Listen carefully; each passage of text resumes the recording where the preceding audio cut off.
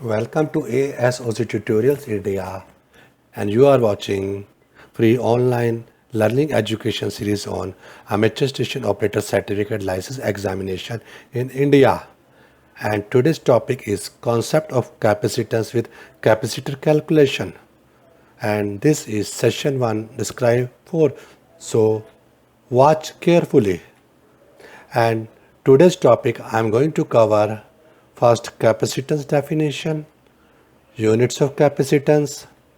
Capacitance of a capacitor depend on parameters, factors, dielectric insulators. What is capacitor? Working principle of a capacitor, types of capacitor, fixed, variable, capacitors and the equation Q is equal to CV, capacitors in series, parallel, and finally capacitor color codes. So, going to start today's topic. Let us first start with the brief summary. Today's topic is about capacitance. Capacitance is a property, have a capacity to store charge, and the device which store capacity is called capacitor or condenser. Type fixed and variable. I am going to discuss series parallel combination, derivations, and value marking scheme on capacitors. So listen carefully. So what is capacitor actually? What is definition? Capacitor consists of two parallel conductive plates which are separated from touching each other by an insulating material called the dielectric. When a voltage is applied to these plates, an electrical current flows, charging up one plate with a positive charge with respect to the supply voltage and the other plate with an equal and opposite negative charge. Then a capacitor stores an electric charge called Q, unit in coulombs of electrons. When a capacitor is fully charged, there is a potential difference PD between its plate. The capacitor's ability to store this electrical charge Q between its plates is proportional to the applied voltage V for a capacitor of known capacitance in farad. The charge Q on the plates of the capacitor and can be calculated as the formula Q is equal to C into V. When Q, charge in coulomb, is equal to C, capacitance in farad, into V, voltage in volts. Capacitance can also be determined from the dimensions of area A of the plates and the properties of the dielectric material between the plates. The measure of the dielectric material is given by permittivity or the dielectric constant. The capacitance of a capacitor is a measure of its ability to store charge, and the basic unit of capacitance is the farad, named after Michael Faraday. This one you have to remember.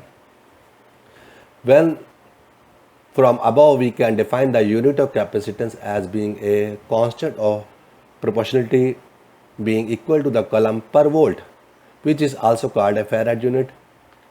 Other units are in use as microfarad, nanofarad, picofarad.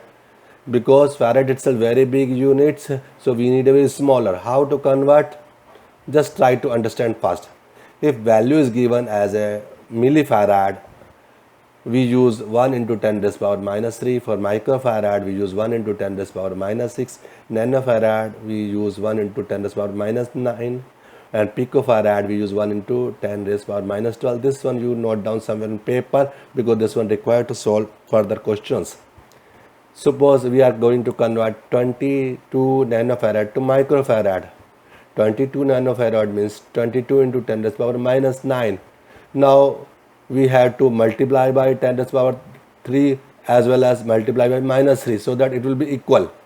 Now minus 3 and plus 3 shown in white box may combine, it will be minus 6. And other side minus 3 is also there, divide by 1000. So 22 divided by 1000 will be equal to 0.022, and instead of nanofarad now it is a microfarad. Same way you can convert 0.2 microfarad to nanofarad. This will be equal to 200 nanofarad. Same way 500 picofarad to microfarad. This will be on your screen. This way do you practice yourself to convert the value from one unit to other unit. A capacitor is dependent on various factors. First, geometry of the plate. Big size means more capacity to store. More plates in parallel means more capacity. If distance between the plates you are going to vary, value will also vary. Less distance, more capacity. More distance between plate, less capacity. And same way use dielectric. You may use air, paper, mica, polyester, etc. These dielectrics are basically insulator. I am going to in detail later. Just remember, introducing a dielectric into a capacitor decreases the electrical field, which decreases the voltage, which further increases the capacitance value. Now coming on dielectric. What is dielectric? Dielectrics are actually insulator. Dielectrics in capacitors serve three purposes. First, to keep the conducting plate from coming in contact, allowing for smaller plates separation and therefore higher capacitance. To increase the effective capacitance by reducing the electrical field strength, which means you get the same charge at a lower voltage, and to reduce the possibility of a shorting out by sparking, more formally known as dielectric breakdown during operation at high voltage. What is capacitor actually? A capacitor is a passive electronic component used to store electrical energy in an electrical field and serve as a very short time battery in the circuit. It looks like a small battery for very short duration. This is some of the sample you can see on your screen. In the form of capacitor, it consists of two connecting parallel plates separated by insulating material called the dielectric. Example shown on bottom right, you can see how the plates are shown here. The conducting metals plates of the capacitor can be either square, circular, rectangular, cylindrical, and sphere depend on our requirement and need, shape depending on its application also, and voltage rating also. Dielectric can be glass, ceramic, plastic film, air, paper, mica, etc. They are all insulator. These dielectrics act to increase the capacitor's charge capacity. These are some of the example on your screen. If you make a visit to workshop, you will find more, and it is advisable to make a visit to workshop. Working principle of capacitor. How the capacitors work? If you take two plates separated with a dielectric, it will try to store charge. You can collect number of plates in parallel. You can see on your screen. This way it will increase the value. You can collect them in parallel, even set of bunch also in parallel. You can increase them. Same way you can decrease also. That subject I am going to discuss little later. First I am coming type of capacitors. There are many type of capacitors or condensers used in electronic circuit. Mainly capacitors are divided into two common groups called the fixed capacitors and the variable capacitors. Fixed capacitors, they are polarized and non-polarized. Polarized means you have to connect positive terminal toward positive side and negative terminal toward negative side, otherwise it will damage. And non-polarized, you can connect any direction, it will work. In the fixed capacitor, the value of capacitance cannot be changed because it is fixed except the variation. But in the variable capacitor, you can change the value by changing the space, distance, and other parameters. Example, tuning capacitor and trimming capacitor, and above shown is a gang capacitor. It is a combination of two and more. Coming to fixed capacitor, there are two types, polarized and non-polarized. Name of the capacitor given on used dielectric. Example, electrolytic if it is used aluminium, tantalum, niobium, etc. as a dielectric or insulator. These are some of the example on your screen. Ceramic capacitor, if ceramic is used as a dielectric, it is low loss factor and has reasonable level of stability. It is a good and maximum use in radio receiver and tuning circuits. This is one of the example on your screen in the center. Film capacitor, if the used material is metallic, aluminum or zinc applied on one or two or both sides of the plastic film. Example, polystyrene, polyester, etc. They are called film capacitors. They are example on your screen. Types of capacitors, variable. Variable capacitors or condensers are pretty much just as they have named. They are capacitor whose capacitance can be changed by physically or electronically moving the plates. Tuning capacitors are commonly used in radio, where you can tune into a radio station. Originally, radios have a knob that could be turned, changing the distance between the capacitor's plates. By changing the capacitor's value, you can change the desired channel also. On the other side, trimmer capacitors, they are used in the calibration of the equipment after it has been manufactured. They are commonly located on printed circuit board within a radio itself, and if there is any variation in their capacitance over a time, they can be adjusted, but they are only designed to be able to handle a very few or minor adjustments. Mechanical capacitors have a series of semicircular plates inside of them attached to a knob. The advantages of this is that the capacitors can be changed quickly if needed, and since they are mechanical, they are reliable because they are not overly complicated, and this can be used for tuning the station or making a oscillations or desired frequency. Example, trimmer you can see on your screen. This is available in PCB inside a radio circuits.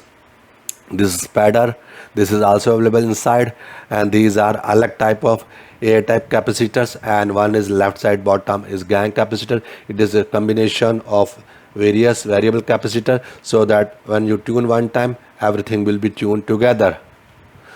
Now coming to the point, charge capacitor triangle. How to calculate, how to remember the formula. Like I have shown you in resistance presentation video, same way you can learn here also. C stand for capacitor, so the capacitors in farad. Q stand for charge, or the capacitors in coulomb.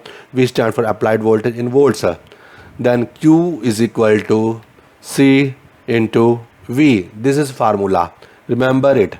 Same way, C is equal to Q divided by V. Same way, V is equal to Q divided by C. If any numericals come, remember this triangle, it will help you in solving. Now coming to the topic, capacitors in series. Note that opposite charges of magnitude Q flow to the either side of the originally uncharged combination of capacitors when the voltage V is applied. See the diagram on left side. A battery is connected with the three capacitors in series. Results, conservation of charge required that equal magnitude charges be created on the plates of the individual capacitor, since charge is only being separated in these originally natural devices. Result, you will understand the end result is that the combination resembled a single capacitor with an effective plate separation greater than that of the individual capacitors alone. So ultimately you are going to add the distance only when you are going to connect in series. This one, keep it in mind. Larger plate separation means smaller capacitance. It is a general feature of series connection of capacitor that the total capacitance is less than any of the individual capacitance value. So ultimately capacitance in series means reducing the value than any of the capacitor. We can find an expression for the total capacitance by considering the voltage across the individual capacitor shown in previous slide. Now watch carefully. C is equal to Q by V. For V gives V is equal to Q by C. This is a formula. The voltages across the individual capacitors are thus V1 is equal to Q by C1. V2 is equal to Q divided by C2, and V3, voltage 3, is equal to Q by C3. The total voltage in sum of the individual voltage V is equal to V1 plus V2 plus V3. Because Q is common everywhere, just remove the Q. Now calling the total capacitance C series. For the series capacitance, consider V is equal to Q by CS. CS means series is equal to V1 plus V2 plus V3. Entering the expression for V1, V2 and V3, you will get Q by CS equal to Q by C1 plus Q by C2 plus Q by C3, and cancelling the Q because it's common. Now you will get CS is equal to 1 by C1 plus 1 by C2 plus 1 by C3 plus so on, and where this dot dot indicate that expression is valid for any number of capacitor connected in series, and expression for this form always result in total capacitance C series that is less than any of the individual capacitance C1, C2, etc. This is an example is illustrated in next slide. So watch carefully. But remember, the total capacitance in series CS is equal to 1 by CS is equal to 1 by C1 plus 1 by C2 plus 1 by C3 and so on, and this is the equation. Note down on your paper. This one is required when you're going to solve further questions. Find the total capacitance. Do numerical now. If C1 is 1 microfarad, C2 is 2 microfarad and C3 is 3 microfarad. Solution: since all are in series, their total capacitance is given by the formula 1 by Cs is equal to 1 by C1 plus 1 by C2 plus 1 by C3 and so on. Put the value. Numerator, they are common, no need to change, but denominator, you put the value, you will get the value as 6 plus 3 plus 2 plus 6. I hope students know how to solve it. I am not going in detail how to solve it because this is not my subject. My subject is to get the answer. So answer is 11 by 6, but it is 1 by CS. So just reverse it. CS will be 6 by 11. When you solve it, it will come as a 0.546 microfarad. This is the answer. This way you have to do practice at a home. Now coming to the parallel. This figure shows a parallel collection of the three capacitors shown with a voltage applied through a battery. To find the equivalent total capacitance C parallel, we first note that the voltage across each capacitor is V. See the diagram. The same as that of the source, since they are connected directly to it through a conductor, and means they are getting the same value as they are independent and separate. Thus the capacitor has the same charge on them as they would have if connected individually to the voltage source. So total charge Q will be the sum of the individual charge as a QP is equal to Q1 plus Q2 plus Q3 and so on. Using the relationship Q is equal to CV, remember, we see that the total charge of Q is equal to C parallel V and the individual charges are Q1 is equal to C1V, Q2 is equal to C2V and Q3 is equal to C3V. Now V is common, you see carefully, and these into the previous equation given, you will get C parallel V is equal to C1V plus C2V plus C3V, remove the V, result cancel this V from the equation, we obtain the equation for the total capacitance in parallel. Cp is equal to C1 plus C2 plus C3 and so on. So now do a numerical, find the total capacitance if C1 is 1 microfarad, C2 is 2 microfarad and C3 is 3 microfarad. It is so simple, since all are in parallel, their total capacitance is given by algebraic sum.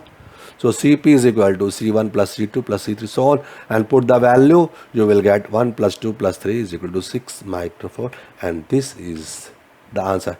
Not going in detail for this numerical because it's not required, you have to do yourself. Coming to the subject, how to read capacitors value. Different types of capacitors have different way of representing the capacitor's value.